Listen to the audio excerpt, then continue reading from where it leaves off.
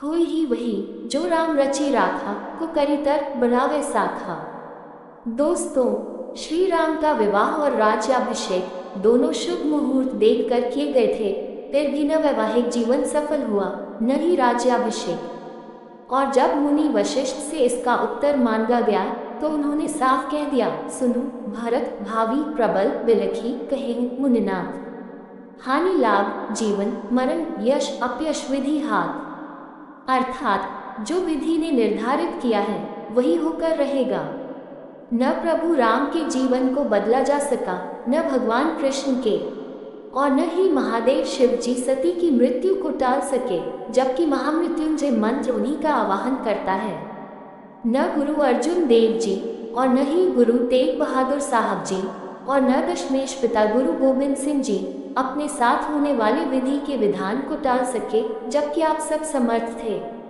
रामकृष्ण परमहंस भी अपने कैंसर को न टाल सके, न रावण अपने जीवन को बदल पाया, न ही कंस, जबकि दोनों के पास समस्त शक्तियां थी।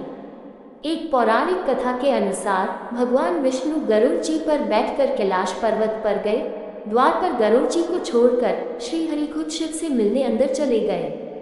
तब कैलाश की प्राकृतिक शोभा को देखकर गरुड़ मंत्रमुग्ध थे। तभी उनकी नजर एक खूबसूरत छोटी सी चिड़िया पर पड़ी। चिड़िया कुछ इतनी सुंदर थी कि गरुड़ जी के सारे विचार उसकी तरफ आकर्षित होने लगे।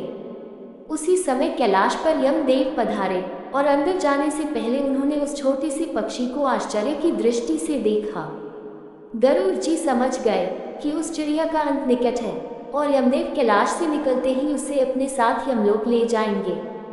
गरुड़ जी को दया आ गई। इतनी छोटी और सुंदर चिड़िया को मरता हुआ नहीं देख सकते थे। उसे अपने पंजों में दबाया और कैलाश पर्वत से हजारों कोस दूर एक जंगल में एक चट्टान के ऊपर छोड़ दिया और खुद वापस कैलाश पर आ गए। आखिर जब यम बाहर आए तो गरुड़ जी ने पूछ ही लिया कि उन्होंने उस चिड़िया को इतनी आश्चर्य भरी नजर से क्यों देखा था। यमदेव बोले, गरुड़, जब मैंने उस चिड़िया को देखा तो मुझे ज्ञात हुआ कि वो चिड़िया कुछ ही पल बाद यहाँ से हजारों कोस दूर एक नाग द्वारा खा ली जाएगी। मैं सोच रहा था कि वो इतनी जल्दी इतनी दूर कैसे जाएगी, पर अब जब वो यहाँ नहीं है तो निश्चित ही वो मर चुकी होगी। गरुड़ जी समझ गए कि मृत्यु टाले नहीं टलती, चाहे कितनी भी चतुराई की जाए। इसलिए श्री कृष्ण कहते हैं, कर्तत्री वह है जो तू चाहता है, परंतु होता वह है जो मैं चाहता हूँ। कर तू वह जो मैं चाहता हूँ, फिर होगा वो जो तू चाहेगा। मानव अपने जन्म के साथ ही जीवन मरण यश अपयश लाभ हानि स्वास्थ्य बीमारी देह रंग परिवार समाज देश स्थान सब पहले से ही निर्धारित करके आता है।